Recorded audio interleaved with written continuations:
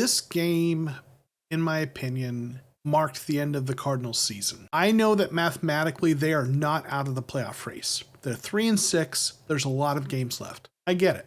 And I'm usually the guy who's preaching patience with this team. But when you look at the NFC playoff race, there is a log jam of teams all trying to get that number 7 seed. And there are 6 teams ahead of the Cardinals for that spot, for one playoff spot. And what's worse is the Cardinals don't do well in terms of the tiebreakers. They are 0-3 in their division. They're 2-5 in conference play. For the Cardinals to make the playoffs, they would have to get hot and have a better record than all 6 of those teams. They're not going to be able to win a tiebreaker with really any of them at this point. And when you look at how this team has played, do you feel confident that they're going to go on some kind of streak and kind of win out for the rest of their games? As much as I want to be optimistic, I just don't see that happening. So from my perspective, this was it for the Cardinals. The rest of the season is about seeing what the young players can do, getting snaps for some of the rookies, seeing which players are worth re-signing, and trying to get Kyler back on track. Now, I know there are some folks who will be frustrated with that, who feel like we should not give up on this team, and I respect your optimism. Again, I try to be very optimistic about this team, but I'm at the point where, based on what I see, my years watching football, and what I think is probable, possible, and unlikely, I think this is it for the Cardinals this year. If I'm wrong,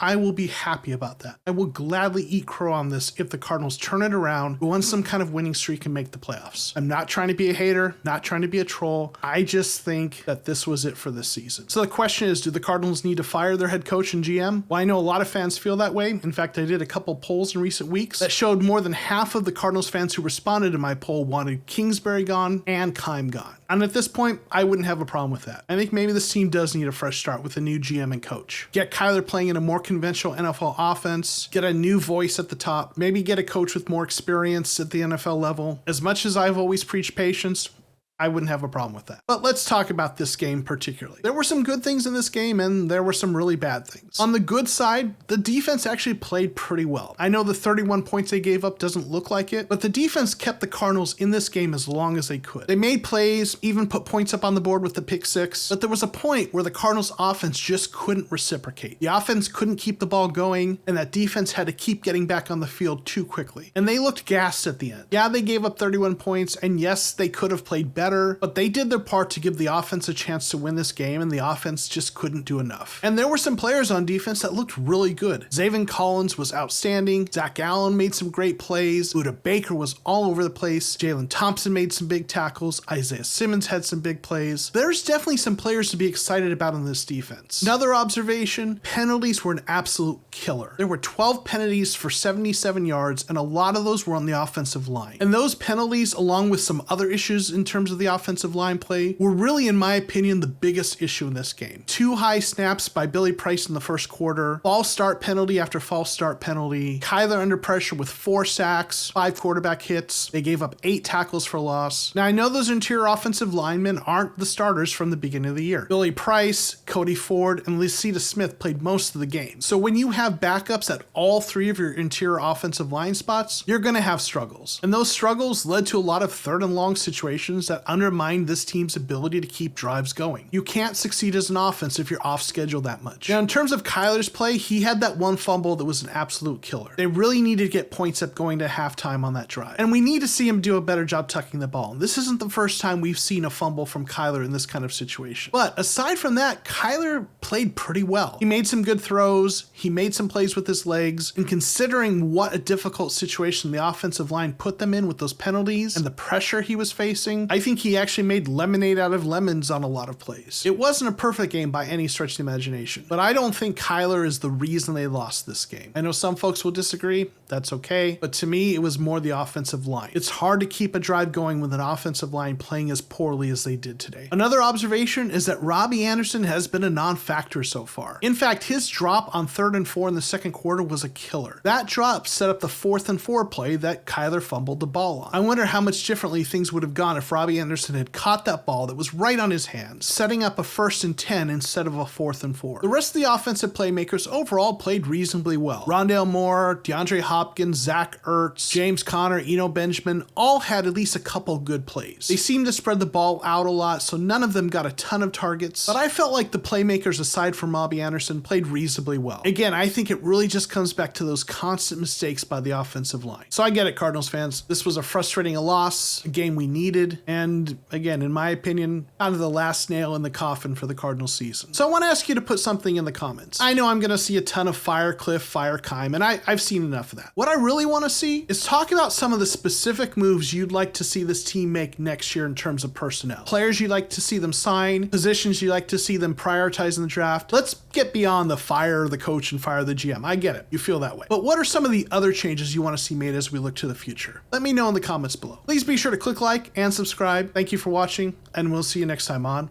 The Cardinal Rule.